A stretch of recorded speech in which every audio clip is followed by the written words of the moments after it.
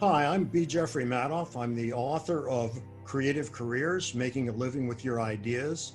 I'm a filmmaker, CEO and founder of Madoff Productions, and a playwright who's written this play, Personality, the Lloyd Price Musical. And I'm here today to talk with Dove about leadership. What is leadership? What makes a good leader? And I think the answers that we have, from monkey stories from my past to Dove and I talking about what we've learned from our lives, all feeding into what good leadership is, I think will surprise you. So stay tuned. Congratulations! You are tuned into Dove Barron's Leadership and Loyalty Show, the #1 podcast for Fortune 500 executives and those who are dedicated to creating a quantum leap in leadership. Your host, Dove Barron. He's an executive mentor to leaders like you, a contributing writer for Entrepreneur Magazine, CEO World, and he's been featured on CNN, Fox, CBS, and many other notable sites. Dove Barron is an international business speaker who was named by Inc. magazine as one of the top 100 leadership speakers to hire. Now, over to Dove Barron. Welcome, dear friends, fans, and fellow aficionados of leadership excellence. Thank you for joining us on this episode of Leadership and Loyalty Tips for Executives. Let me ask you, what do you need to do to up-level your leadership? We all know that leaders are readers. We know that we must stay on top of our learning. But who do we need to learn from? People in our own realm or people out of our realm? And can we learn how to collaborate with people who are outside of our realm? Well, stay tuned, because that's exactly what we're going to examine on today's show. I'm your host, Dove Barron. I am the Dragonist, and I'm here to assist you tapping into the one thing in your business that changes everything by transforming meaning into action. To find out more about me, you can simply go to dovebarron.com.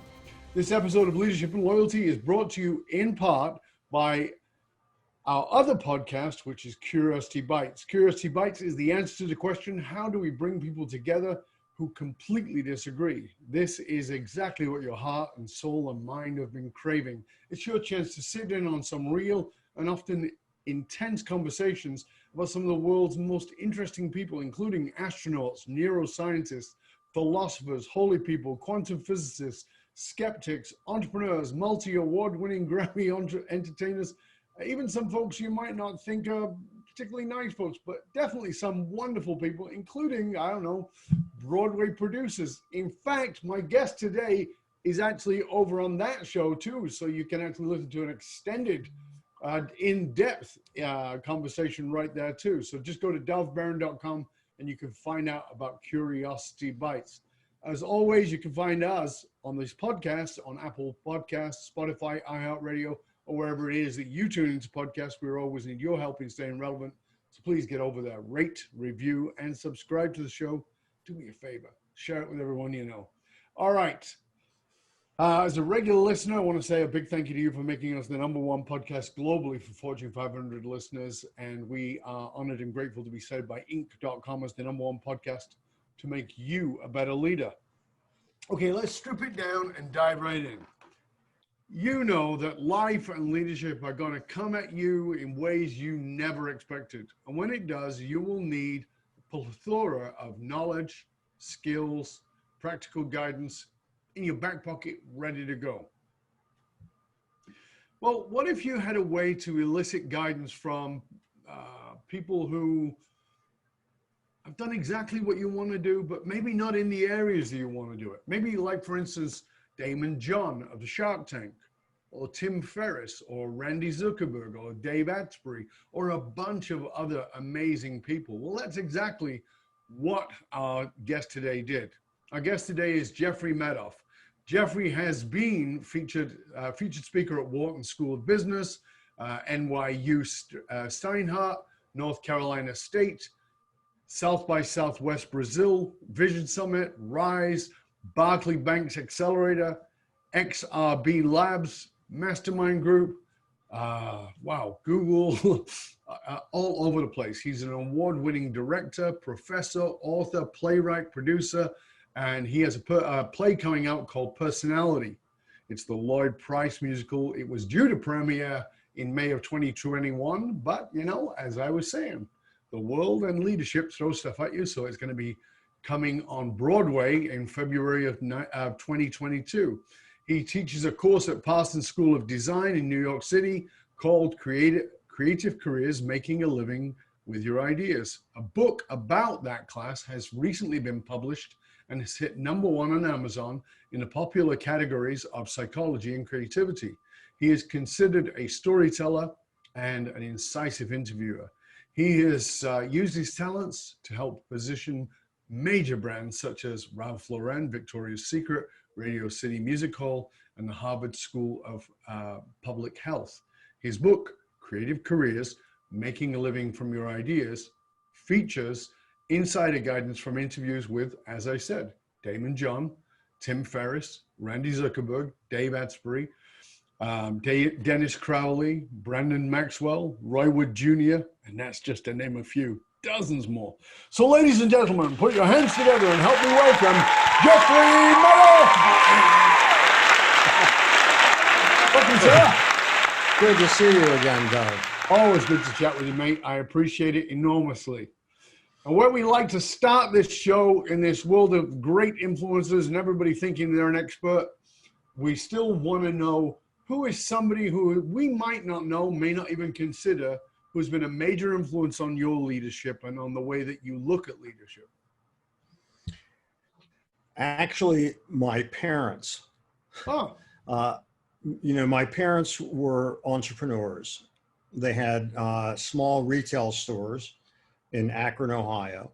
And at their height, they had 5 stores. Wow. And, my mom and dad shared in business decisions. And one of the benefits that I derived from that is that I saw a man and a woman sharing business responsibilities equally. There wasn't that caste system where the woman had to listen to the man. Right. My mom was very opinionated, very strong, as was my dad.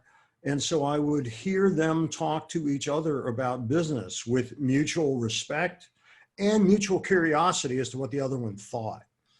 So I feel really fortunate because I didn't have any problem with women in authority positions when I entered into my professional life. And a lot of my compatriots did, and I didn't.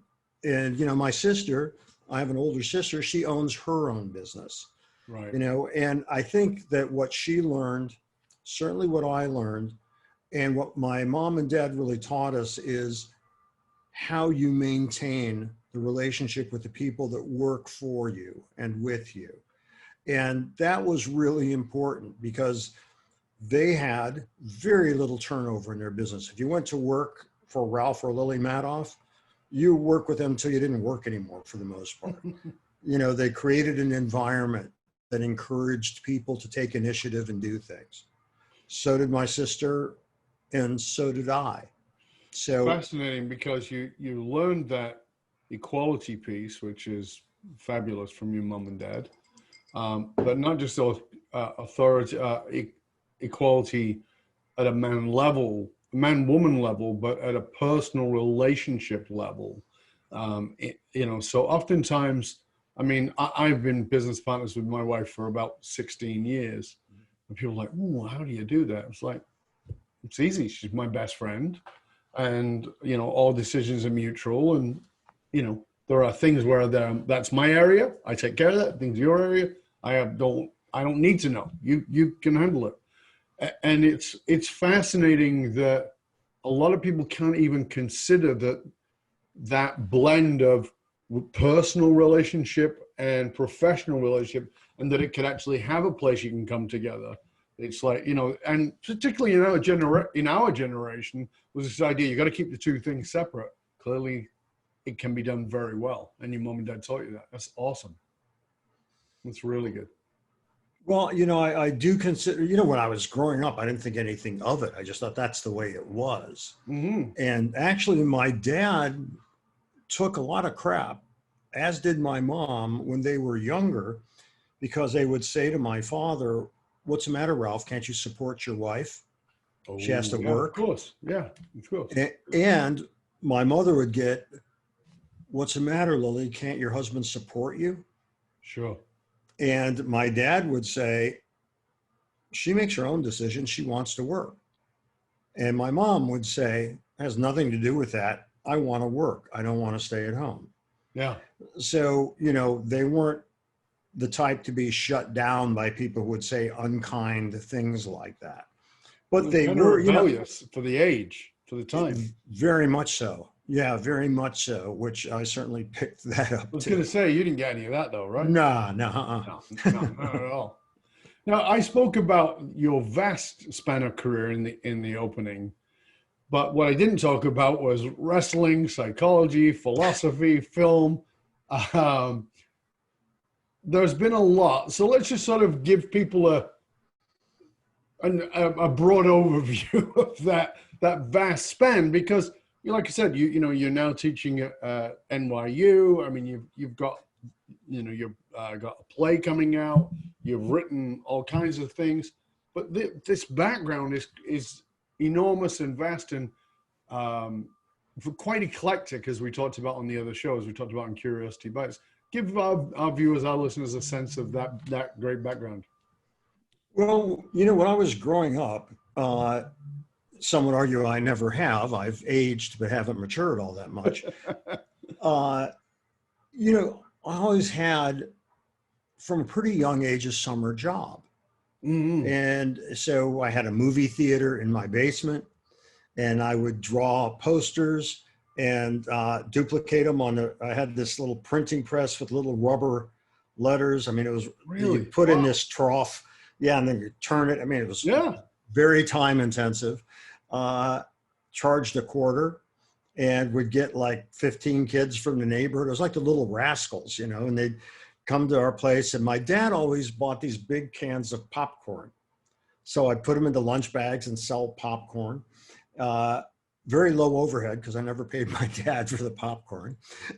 And I took my sister's portable hi-fi player and would make soundtracks because the movies were silent. So wow, you were playing silent movies. Yes. With all you put music in the background and played the music and sound effects. I would record it and, you know, do the best I could to kind of sync it up. And, you know, it was funny because I hadn't thought about it for years. And then I realized when I got into the film business, oh, this is what I was doing when I was 12, you know? Wow. So it was funny, oh yeah. Yeah, that's where would you get the reel-to-reel silent movies from? So there was a place that you could rent them. There was a company called Castle Films, and you could rent the films. So I would, yeah, it was, you know, thinking back on it, Dov, it was actually really cool. It was really absolutely fun. Man. That is, I'm like, we didn't even talk about that in the last show. That is so cool that you started your own cinema in your basement with your dad as your financial backer of popcorn. Unknowingly. Yes. Financial background of popcorn, but you were building the soundtracks. Yes. I mean, that entrepreneurial spirit aside from the demonstration of your creativity, which is evident, but it's clearly a demonstration of your entrepreneurial center, you know, so creativity and entrepreneurship very clearly put together. I'll tell you something else. I'll tell you something else about that. It's kind of a sidebar. You know, you're making it sound like it was all positive. There's a highly mischievous side to it.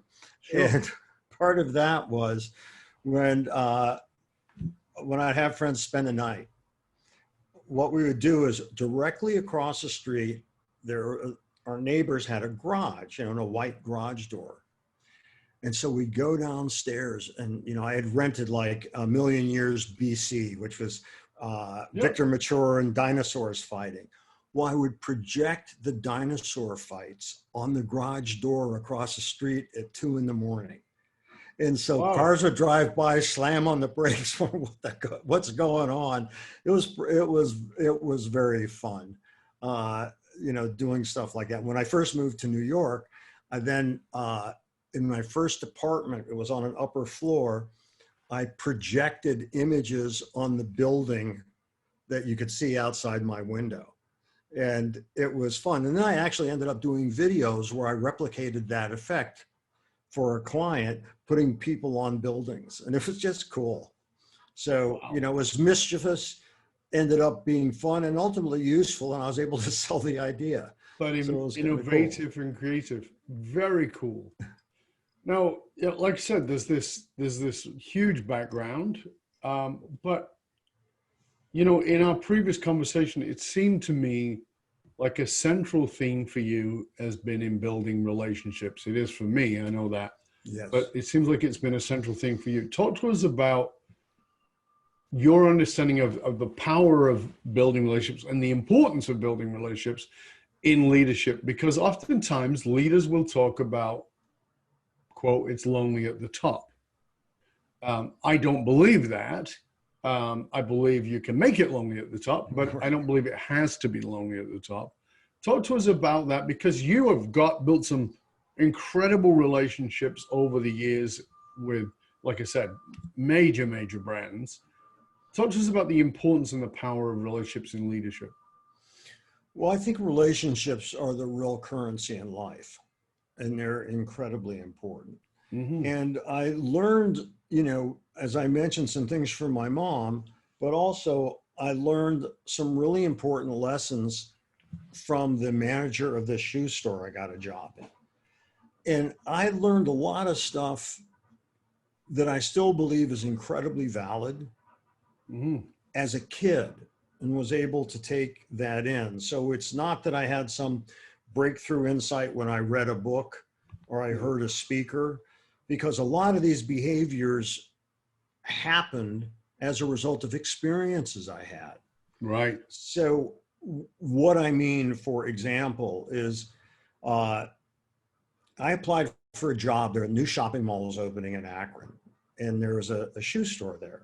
And they wanted someone who had at least 2 years of shoe selling experience, at least 21 years old and married, because they wanted stability. And back then they could single things out like that in ads that you can't do anymore, but they could then. I interviewed with the manager, Bob Chesney, and we had a great conversation. Nice guy, good sense of humor. We laughed, all this. He said, Jeff, look, I like you. You're a good kid. But I wanted somebody 21, you're 16. I wanted somebody married, you're single. I wanted somebody who had 2 years of shoe selling experience, you had none. I can't hire you. And I said, well, Bob, I sold you on me. That's got to be harder than selling a pair of shoes. And he said, look, I'm sorry, I can't do it. So I start walking out, and as I'm almost at the front door of the store, he calls after me and he said, you've got the job.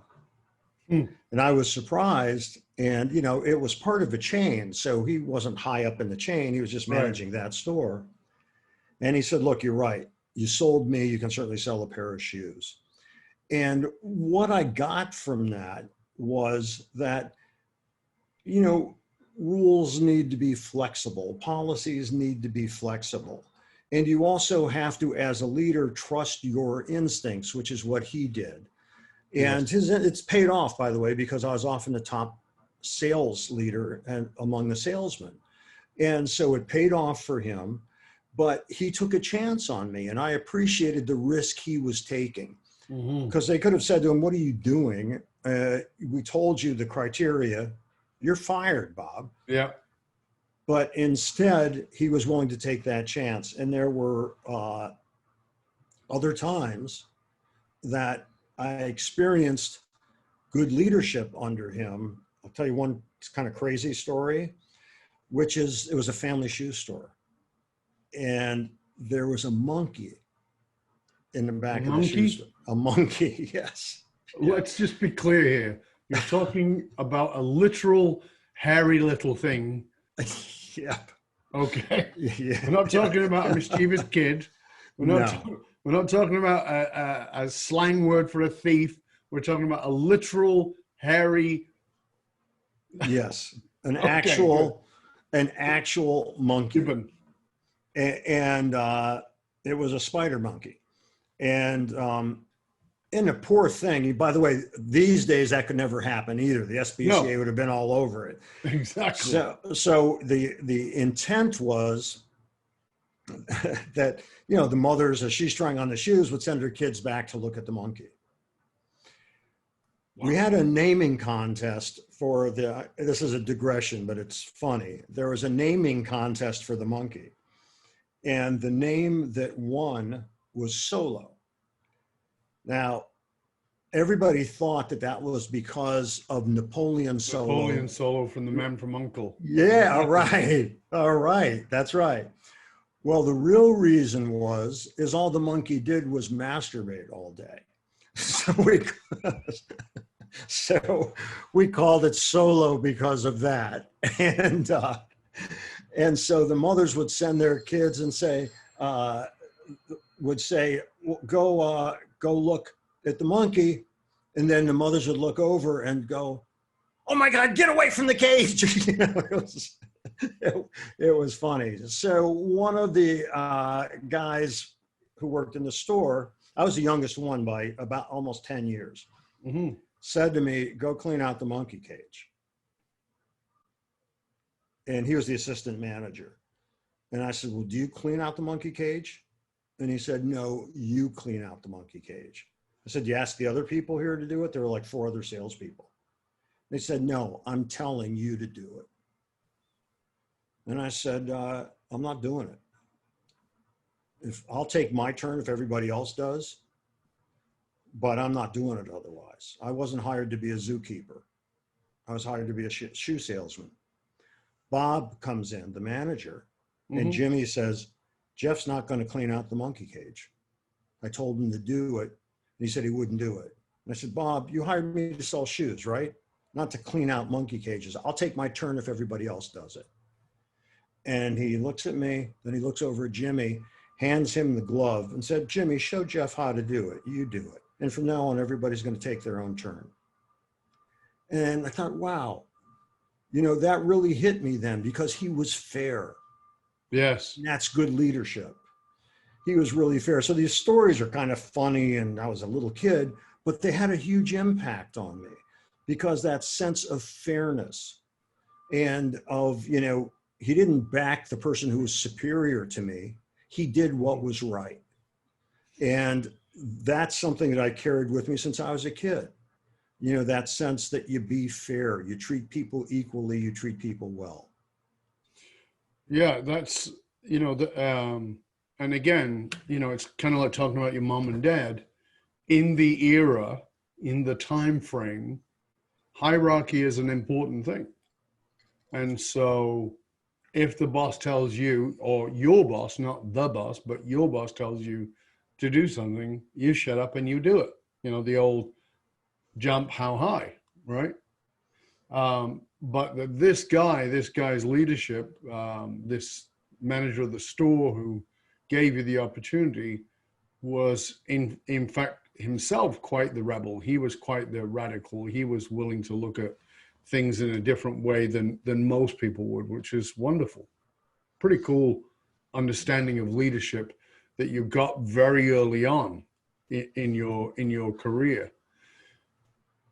How do you think those things, like I said, wrestling, psychology, philosophy, film, shoe salesman, and cinema proprietor, and monkey cage, occasional monkey cage cleaner. And occasional monkey cage cleaner with some extra bits on the side, quite literally. How do you feel like that has, if you were sort of taking that as a general idea and sort of gluing it all together, how do you think those span of things has impacted the way that you lead? Because you have to lead now, and you're in a leadership position in many ways. I think it's informed a lot of what I do. As I was just saying, the sense of being fair. Yeah.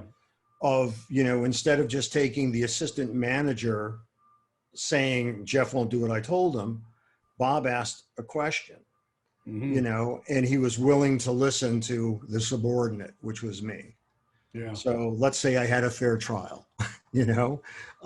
So you know that there's always another side to an issue. And again, although these lessons were a long time ago when I was little, I believe that our patterns of behavior, how we regard other people, happen when you're a kid. Absolutely. Later on in life, you start rationalizing, and you rationalize those opinions. You look over your shoulder and you create a narrative so that things make sense. But I think that when you're a kid and you're exposed to these things, it has a tremendous, tremendous impact. So, you know, when I've talked about leadership with other people and they're talking about, you know, a large business owner or someone in the military, but leadership can be amongst a bunch of kids who are playing a game. And, you know, I think how you play reflects on how you live out and act out your life in later years. So Yeah, I feel really, I'm sorry, go ahead. No, I think you're absolutely right, is that so much of it is based in our formative years. And part of the challenge with that is that sometimes we had some really shitty teachers. And if we don't question that, you know, the challenge I've said to people for a long time is that if you don't question what you think is right, you'll never know whether it is. Right? And so you can think it's right, but it doesn't mean it is. It doesn't mean it plays out well with others. And all those old patterns are still there for all of us, whether they're good or bad. And there is a need for discernment to make sure that we don't step into our own doo-doo occasionally, which I can certainly relate to. We've all done that one. As can I. Of course. Yeah. But, you know, I think that we fail oftentimes to look at our youthful influences. Yes. And I think that also that the sense of play that you have, and, you know, how much you like dig in your heels, even as a little kid, in terms of not wanting to do something, or how you act out your anger and all that. You know, I said to my dad at one point, I had this insight, and I don't know, I was like 13 or 14. And I said to my dad, you know, Dad, it seems to me like adults are just screwed up older kids. Then he smiled, nodded his head, and he said, you're right. Pretty much. And I looked at adults, because my parents never were of the type that children are seen and not heard, that, you know, throughout life, friends of theirs stayed friends of mine. Yes. Now that generation is unfortunately gone, except for one aunt I have who will be 102 this month. Wow. Yeah. But, you know, they're all gone. But, you know, my sister and I were both always included. It was never that, you know, you're a kid, keep your mouth shut. Yeah. And so I was always comfortable around adults, and I was age agnostic. I have friends that are in their 80s and 90s now, and I have friends that are in their 20s. Yeah. And, you know, if you're smart, if you have a sense of humor, if you are curious, and you have a sense of empathy, we're going to get along. Absolutely. And we'll enjoy each other. And that's agnostic in terms of age or gender. And that's certainly something we need more of today than ever in a polarizing world and polarizing media, is to be age agnostic, but to be inclusive, period. You know, whatever it is, right? Some people don't like people from New York. Some people don't like people of color. Some people don't like white people. Some people don't like gay people or old people or young people. But all these things they're simply built-in biases, and they've got nothing to do with reality. And that's why I truly believe curiosity is the cure. And that, you know, curiosity, and quite rightly said, plus the depth of empathy to commit to connect to people is vastly important. Now we're going to take a little break here, but when we do, when we come back, I want to talk to you about the course you teach at Parsons School of Design in New York, and particularly in the context of leadership, because I know you're talking about these relationships and the difference of people that you have there is quite vast. So we're going to talk about that in a moment. But for now, what I want to say to you, dear listener, is, have you discovered your next evolution? I want you to imagine for a moment being in a virtual classroom where I will personally walk you through live trainings where I reveal techniques and strategies previously only offered to the top CEOs, C-suite executives, and highly level entrepreneurs, athletes, and entertainers. And then being able to access those trainings and the exclusive workbooks on demand. Well, that's what many of my listeners are discovering and doing. Now it's your opportunity to go over to www.patreon.com/Dov Baron. That's www.patreon.com/Dov Baron. And in just 2 minutes, you can join us. In fact, you can even get access to past episodes on subjects like uncovering your genius blind spot, ethical persuasion, becoming a meaning-driven leader, resilient leadership in a time of chaos, and so many more. Just go over to patreon.com/Dov Baron now and secure your seat. It'll just take you about 2 minutes to register, and you're going to love it. All right, welcome back. I am here with my guest, and with Jeffrey Madoff, who is has been everything from a wrestler to a patron of the cinema, a creator of theater, a writer, psychology. I mean, the guy's done a lot of different things. And I want to talk about this course that you teach. That's actually how we met. A course you teach through a guest of yours there, that you teach at Parsons School of Design in New York City. It's called Creative Careers, Making a Living with Your Ideas. And I want to talk about it in the context of leadership. Tell us what, because you've interviewed so many people for that course, and many of them quite famous in their own realms, and many of them in leadership and entrepreneurial positions. What have you learned about leadership from teaching that course of creative design? Well, it's an interesting question because, I go probably like you do a certain vetting process for people that you want to have on your show. Absolutely. So I want to have people on that will actually talk to the students and not evangelize, not give them a bunch of platitudes about what things are. And so I tend to get people on that are open, and we'll talk about the difficulties, talk about obstacles they had to overcome, and give a really honest view of what it is that they do. Mm-hmm. And yes, there are a lot of business leaders that I have had on, and they tend to be, because of the vetting, I guess, that I do, they tend to be people who I consider to be good leaders because, yes. And there's a certain, if I had to name a consistent trait, yes, among good leaders, it's listening. If you are a good leader, then you listen to the people who you are leading. And I think that, it's not about the hierarchy. No. It's about being able to make the best informed decision you can by understanding, especially in business, because in business, fortunately, we're not dealing with life and death. So I'm not talking about leadership on the battlefield. Mm-hmm. And even when you use the battlefield of life, nobody's shooting at you, right? I mean, right. It's different. Yeah. Although I have interviewed people in that position too. Sure. But listening is incredibly important because not only will it help inform your decision, but it also demonstrates to the people that you're leading that you care. Yes. And that you are giving them a hearing, so to speak. And in so doing, they feel regarded and respected.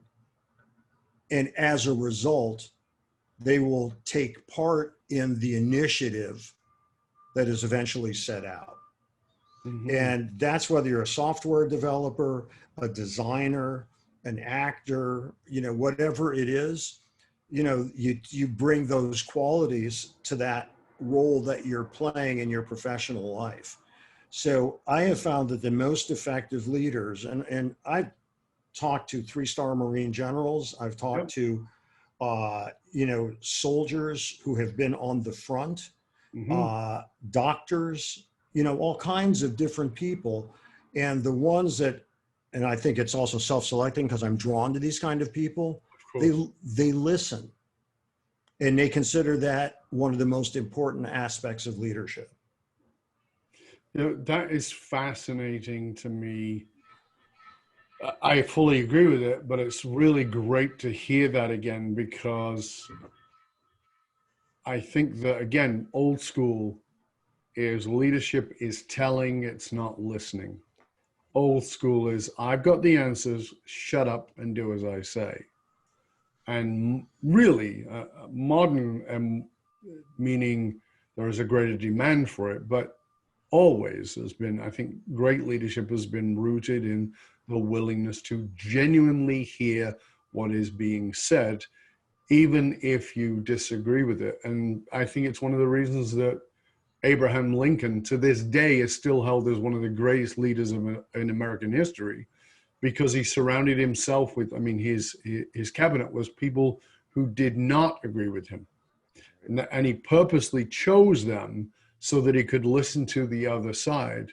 And I think that, as we become more and more partisan, whether we are or whether the media makes it look that way, the skill, the ability, and the willingness to listen has taken a beating, right? Taken a beating. And as we record this, when it's not so long ago that the presidential debate went on between Donald Trump and Joe Biden, and there was 145 interruptions. I actually heard Chris Wallace talk about 145 interruptions. And for me, that's like, that just shows the level of disrespect and the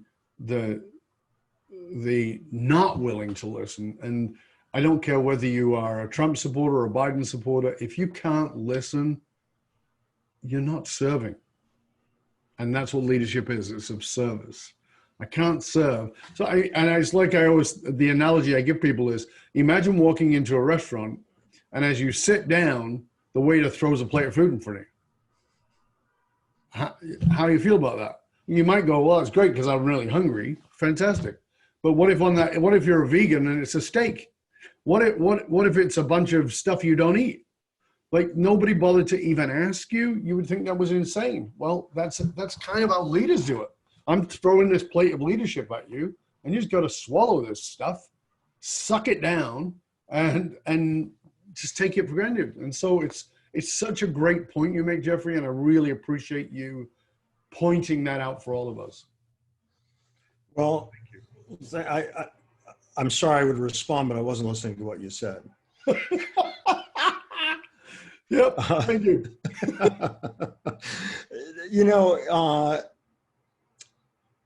An example to me of the danger of no leadership is, we're in the midst, when people are going to hear this, we're still in the midst of COVID, unfortunately. Yep. We have something called a face mask, which for very bad reasons has become weaponized and politicized.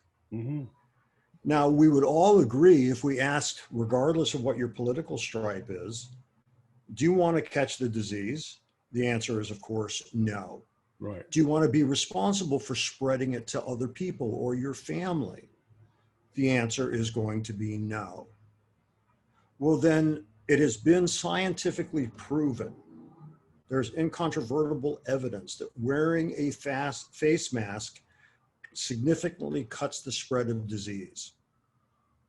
So when you're out in public, wear a face mask.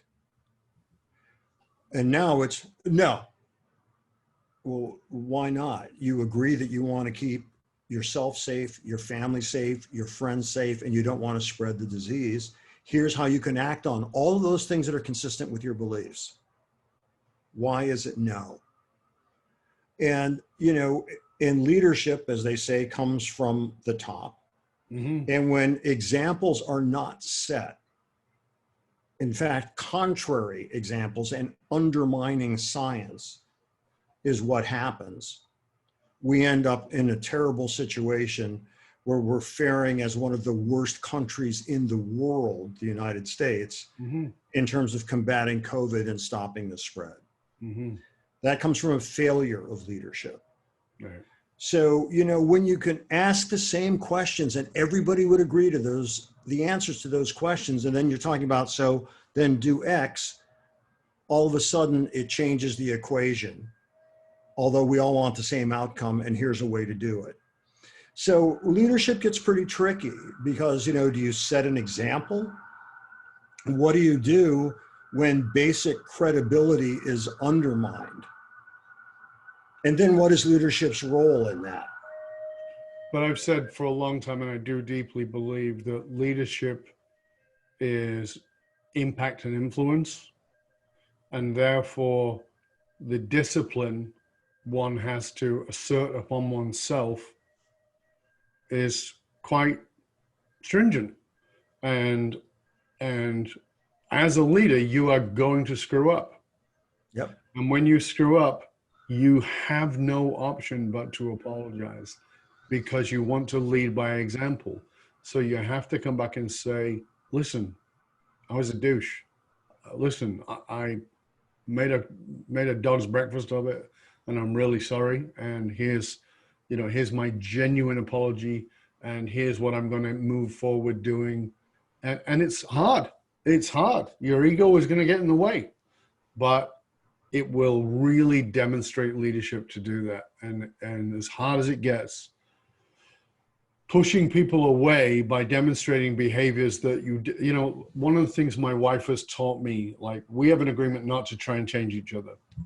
And one of the things my wife has taught me, which is a beautiful leadership lesson, is if I do something that is less than gracious, or, you know, she will just say, can I speak to you? And I'm like, oh, God.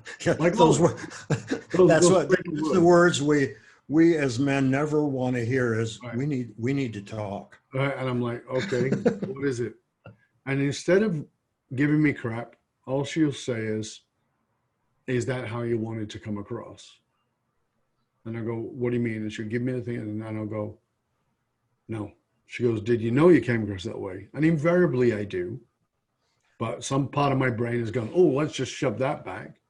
And immediately it's glaring. And immediately I feel like a piece of poo. I don't feel good about it. But I also am not being told I'm bad. I'm being asked, is that how you want to represent as a leader? And the answer is no. And she says, oh, okay. I just wanted to bring your awareness to that. And immediately then I'll take an action. Not being changed, not being pushed, not being coerced, not being shamed, not being any of that. And I think that's what makes my wife, because she is my business partner, a phenomenal leader, is because she asks you to return to your state of meaning. What is it that matters to you? What is the meaning of what it is you're doing? And is this in alignment? And as leaders, that's a great lesson for us all, a super important lesson for us all. No, it is. And it's interesting, but I guess not surprising, just considering how you and I have spoken before. You know, I got the same lesson from my wife, you Yes. know, and learned the power of owning up and saying, you know, I'm sorry, and meaning it. Yeah, meaning for having screwed up. Yeah. And, you know, and it's interesting when you then pose it as your wife does, is, well, is that how you want to represent yourself?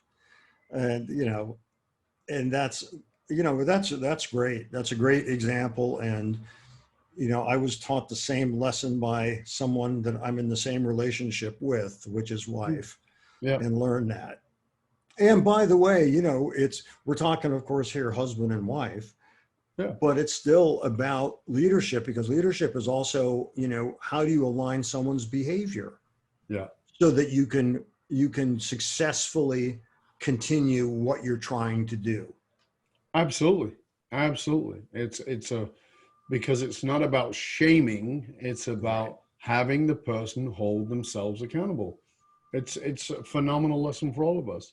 Yes. Now, you know, when you've had all these people in, and you know, you're with all the class, and you've got these huge named individuals coming in and giving their presentations. There is, and you and I had talked about this before, everybody's got a great idea. I mean, there are some people who have great ideas and actually don't recognize it. And there are some people with terrible ideas who think they're great ideas.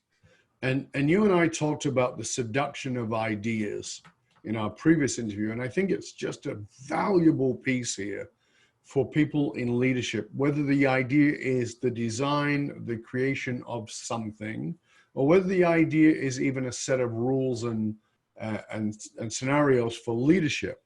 Let's talk a little bit about, because I really loved your insights into this, the seduction of ideas. Wow. How we get seduced by our own ideas. So there's a couple of aspects to it that I think are really interesting.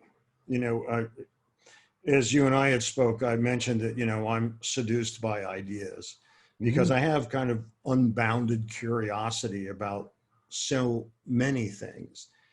And I'll give you a real world example of that.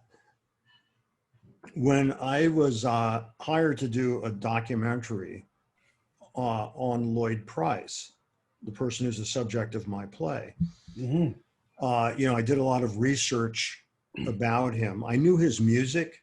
Yes. I knew nothing about him. No. And so as I learned more about him and constructed the questions for the interview and all of that, and then interviewed him for about 3 hours, I was totally seduced by the ideas behind the life he lived. A very poor Black man in Kenner, Louisiana, who had a talent that somebody else happened to recognize. And when he exercised that talent, it literally changed the music industry. He was the first teenager to sell over 1 million records.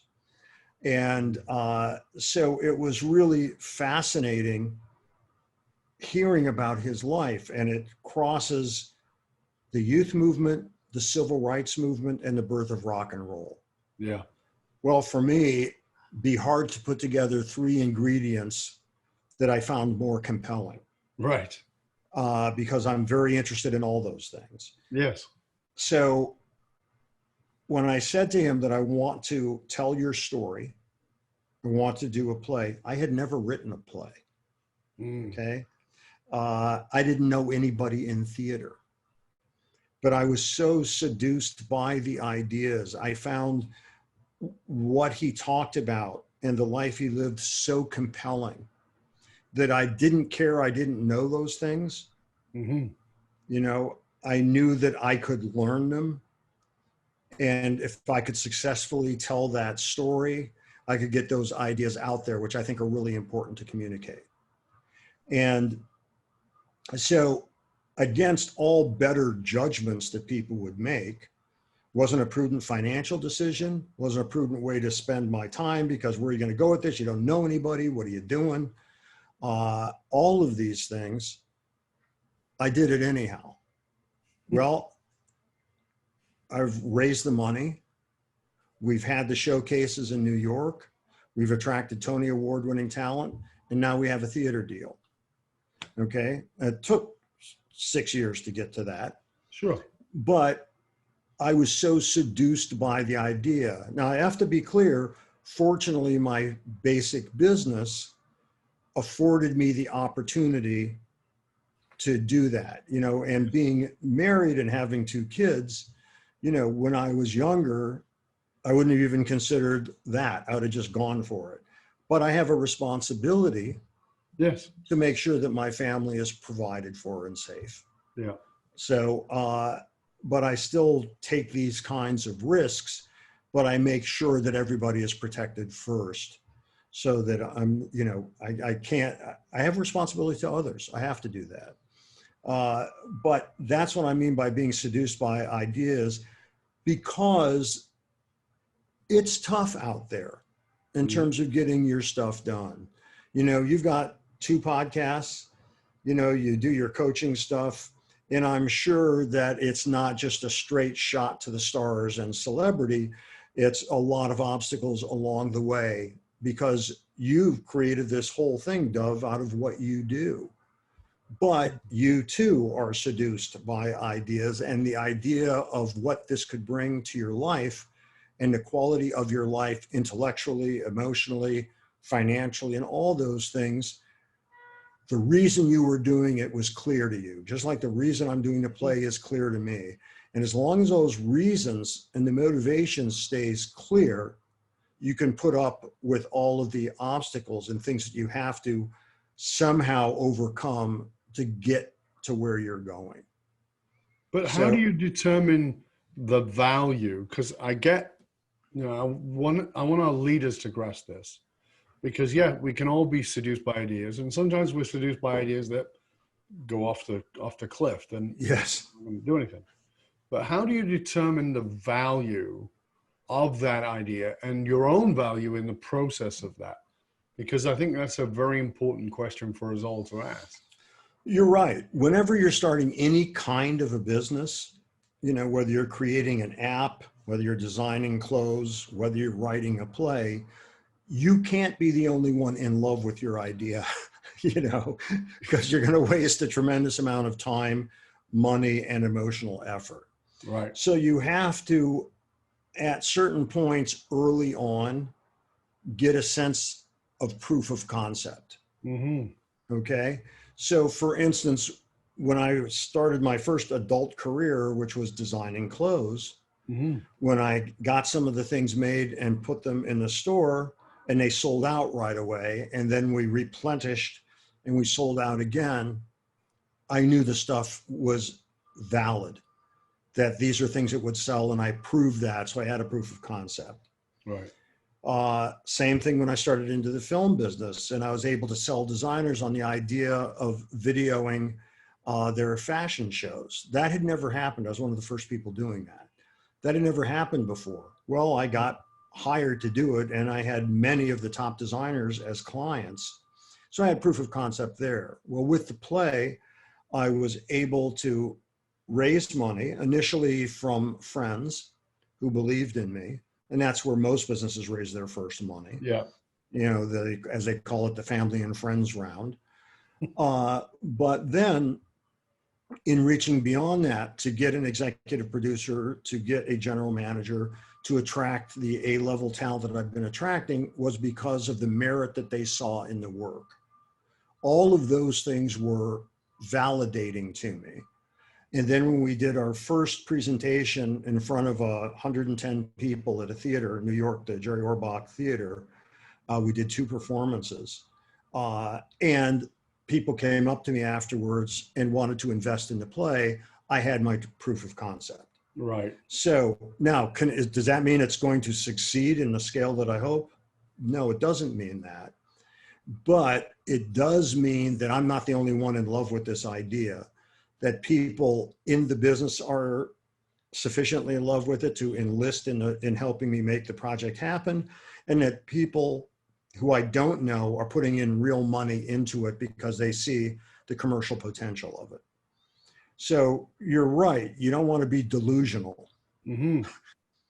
But, so you need to establish as best you can that proof of concept early on.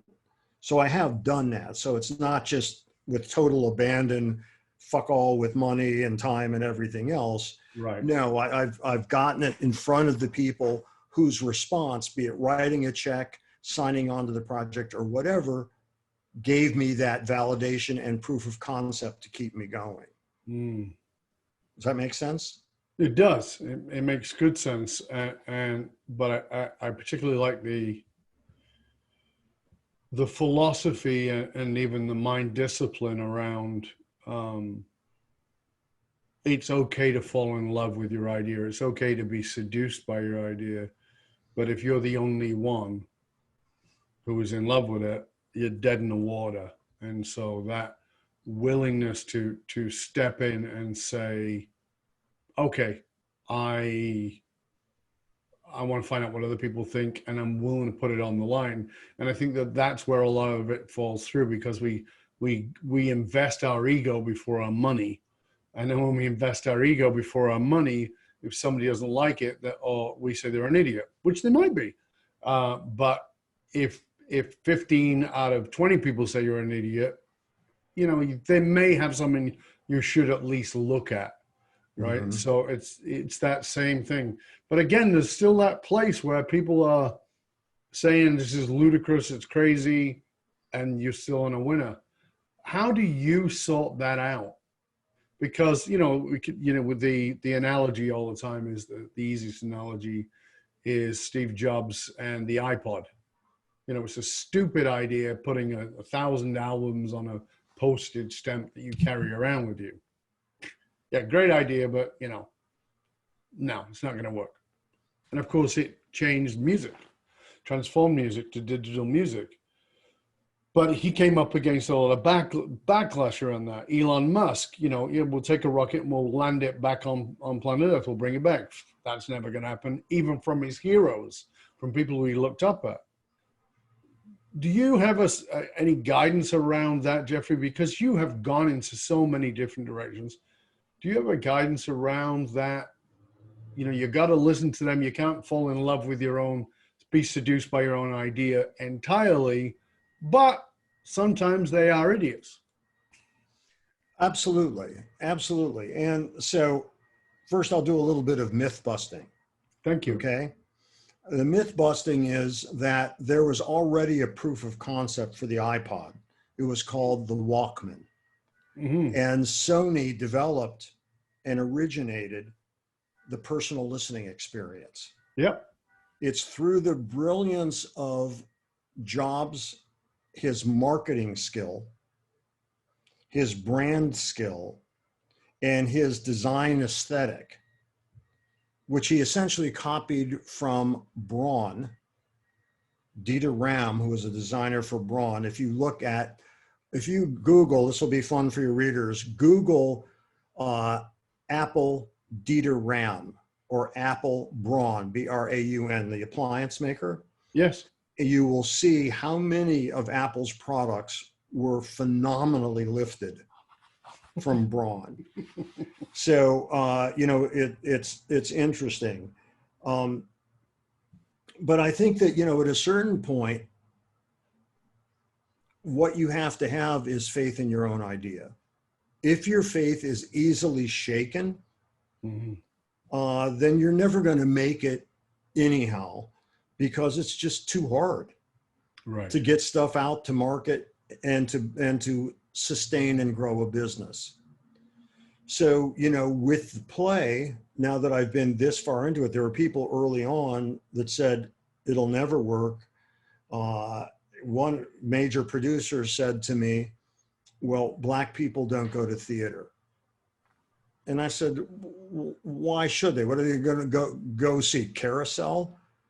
Put something on stage that relates to their lives, and you tell a good story, you will attract people, and they were tending to make plays, for people who they perceive to be the audience. Then you have a tremendous breakthrough, Hamilton, yes, which has a diverse cast, is basically a hip hop opera, yep. and brilliantly done on every single level. I have nothing but respect for it, mm-hmm. and affection, because I loved it. I saw it before it even went to Broadway. Oh, wow. Brilliant, absolutely brilliant. That was a game changer in theater, yes. And there have been a few, Hair was a game changer in theater. Then it was Rent 25 years later, then Hamilton. Mm-hmm. And there are these things that sort of just blow up the game. And so you have to have the belief in your idea. Again, what is that fine line between your belief and commitment and delusion? Is those that you can enlist in the project along the way. But, like I was told, you need a love interest in the play. And I said, there is a love interest. He said, what do you mean there's a love interest? And I said, Lloyd and his mentor. And his mentor was the father that he never had. Yes. And Lloyd was the son his mentor never had. No. I mean, you need some, the girl that's left behind. We've heard that story 1,000 times. Yeah. And what I stopped doing is arguing with any of these people, because all I was doing was trying to defend my ideas, and I knew I didn't need to. They didn't get it. Okay. Right. So they didn't get it. And I was secure enough in my idea that I kept going in the face of that kind of thing. You'll never raise the money for it. Well, I did raise the money for it, and I raised it from people that I didn't know at a certain point. That's the gear I had to switch into. I've managed to meet many of the major players in theater and get in those doors based on the strength of the script and the people that I've attracted to the project. So you've got to believe in your core idea, and because you're never going to get 100% of the people behind you. It's like I forget which Groucho Marx movie it was in, but he was a college professor, and he said, so you all think a member of a club that would have me? Well, that's part of it. That's right. Yeah. He said, but first of all, he said, so you think it's a good idea? And they all in unison say yes. And he says, I knew there was no value to it, but that's right. Right. Yeah. I mean, if you go the way of the sheep, you're never going to make a difference. Absolutely. Jeffrey, it's been a pleasure and honor, always a pleasure and honor chatting to you, my friend. I sincerely appreciate it. I would love for you to tell our viewers and our listeners where they can find out more about you, about the book, about all the different things, different projects you're doing, and of course, the play that's going to be coming up in 22. Please share with people where they can find out more about you. Well, thank you. So if you liked what we had to talk about, I have a visual aid here, which is my book. It's Creative Careers, Making a Living with Your Ideas, available at Amazon and all fine booksellers. And it gives you a taste of the interviews, but it talks about leadership, collaboration, creativity, getting your ideas out there. And there's a lot of the things that we've talked about and expanded on through that.